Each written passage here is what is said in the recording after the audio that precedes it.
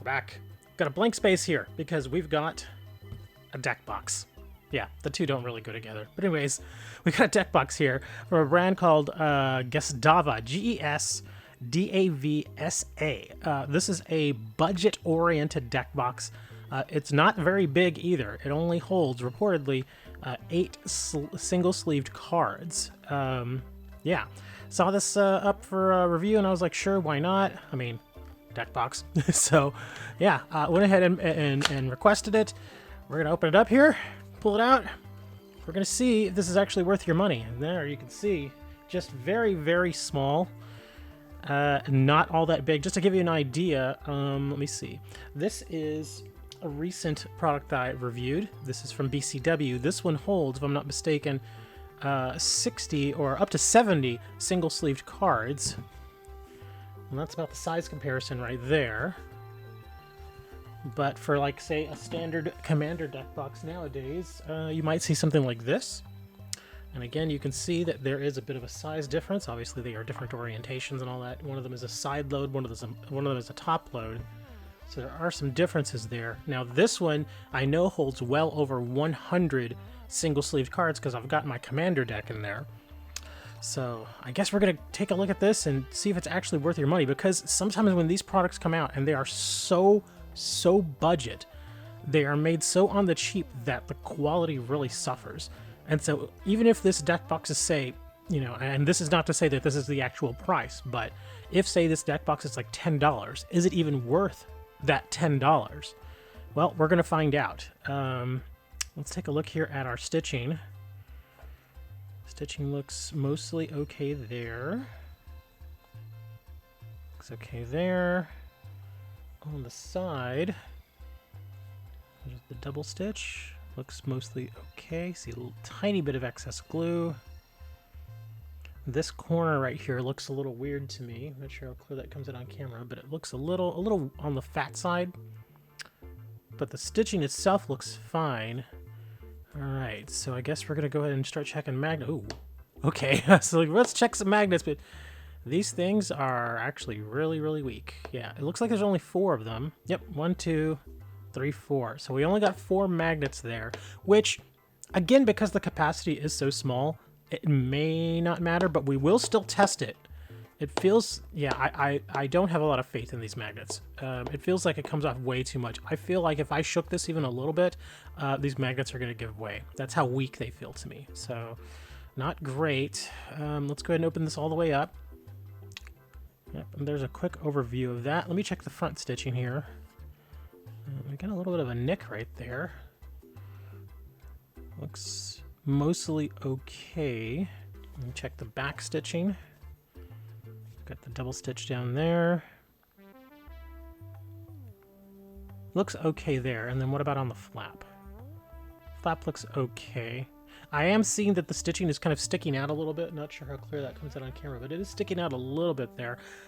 I would probably just leave this alone. I wouldn't snip it because, I mean, in most cases, you're not going to see it anyway. So it's probably okay. All right, so the stitching looks mostly fine. Let's take a look at the top here. And the top, I'm seeing a lot of excess glue right here, all around here, here, a little here, a little there. Let's see. Rigidity feels mostly okay. Again, I'm also considering that this is a budget-oriented deck box, so I'm not expecting a whole lot there. I would say rigidity is fine. Nothing amazing, but obviously not great either. But yeah, I am seeing all this glue here. Just, you know, the way that they put it together, it's a little on the messy side. Not nearly the worst I have seen though, so I will give it credit for that. The one thing that I am feeling here is that this bottom part does kind of stick out a little bit, so it doesn't feel like it lays perfectly flat on the bottom there when you put it on the desk. Yeah, it feels like it kind of, you know, not straight up. And you can see it there. The flap is moving a bit. If we lay the back flap down here, any kind of wrinkling? No, this doesn't really. Does this fold back a little bit? It does a little bit. Okay. Yeah, because naturally it wasn't folding back, so okay. Yeah, at a glance, that seems all fine. Let me check the inside. And again, this is kind of that soft felt that you see with most of these deck boxes. Feels mostly fine. Oh, has a bit of a smell to it. It's not bad. It smells almost like... Huh. It smells almost like a combination of new shoes and a tiny touch of new car. If y'all have ever gotten in a brand new car, you know it has a very kind of particular smell to it. It smells kind of like kind of leathery, kind of plasticky sort of scent. Yeah, that's kind of what this smells like here. So it gives you an idea of what it's made by. But the inside, I don't see any sort of wrinkling. I don't see any sort of separation here at all at the bottom. It's actually pretty good. So I would say the build quality overall is about average, but I'm not seeing anything that really sticks out, something that's really, really bad. I am seeing a little bit of excess glue right there. I'm not really seeing anything that sticks out that's just like absolutely horrid. You know what I mean? So it's actually not bad. It's pretty good as far as build quality. You know, again, if you forgive like the little bit of excess glue here, it seems like it's fine. Now, it doesn't come with any sort of dividers. You know, usually you get a couple of dividers with some of these deck boxes. This one does not come with them, which does make sense considering this is a budget deck box. So I guess the next thing we're going to check out is we're going to see what the actual capacity is here. This is my commander deck, 100 cards, single sleeved. We're going to pull this out. I'm going to see how many of these cards I can get in there. It looks like it might actually fit all 100. Let me see. Let me just start stuffing things in here. Can I get the full 100? Yeah. Yeah, there it is. Oops. Come on, slide in there. There we go. Yeah, we got the full 100.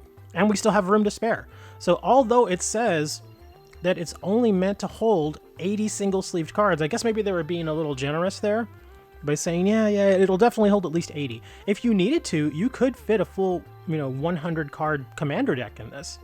And you still have some room to spare. Let me break out my secondary deck, and let's see if we can maximize this thing. Because if you can get a deck box that holds, say, 120 cards, that would be, what, a commander deck, and 3, 4, 5. That would be a commander deck, your sideboard, and some tokens, which, hey, if you can find a cheap deck box like this that can do commander, why would you not take it if you're on a very tight budget?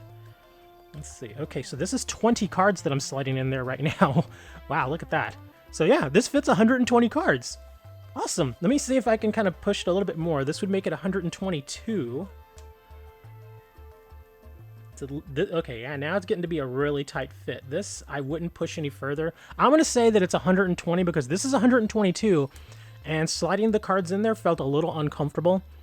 So, yeah, minus those two, the 120 feels actually really, really good. Okay, so we're going to go with maxing it out at 120 cards, which, again, pretty darn good, considering this is a budget deck box, and yeah, it closes just fine.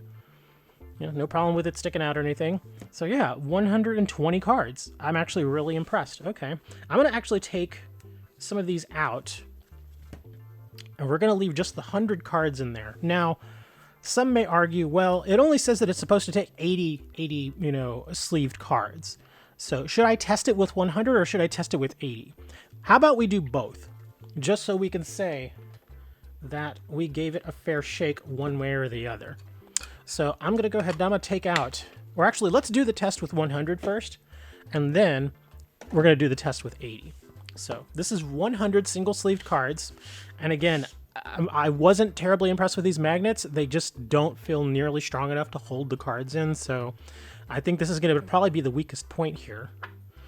All right, we're going to start off slow, and we're going to give it just some light shaking and see if it holds up. And then if it does, we're going to progressively get a little more rigid as far as how much we're shaking it here. So here we go. Just some real light shaking here.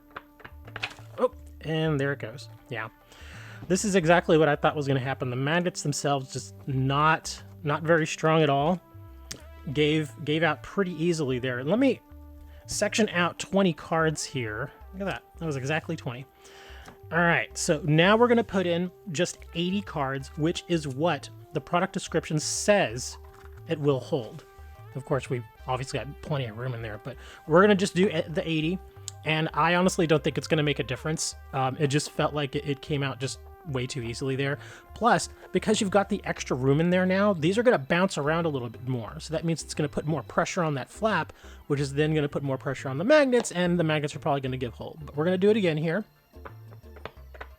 And there it is. Yep. Magnets are not very good on this thing. So there's your big downside. I did mention earlier this is a budget deck box, so yeah, that's where you're really kind of paying for it looks like here, is the magnets just aren't that good. It looks like this deck box could probably benefit from a couple more magnets, maybe one here and then here, so you'd have a total of 6.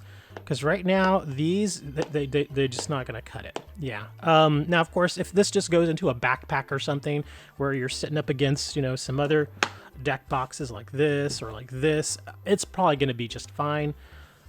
If you happen to just be carrying it around loose like this and you drop it from your hand, yeah, your cards are going to go flying. That's an unfortunate thing. So what do I think about this deck box overall?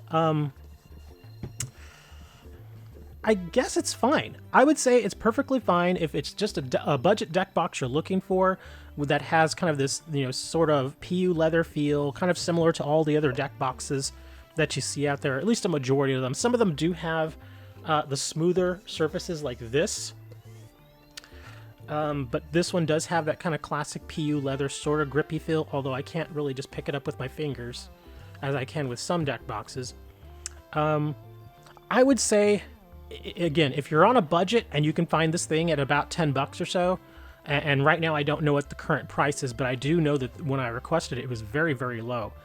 If you're just looking for something just to get by with, you could do worse. You really could, especially if you're looking for this capacity.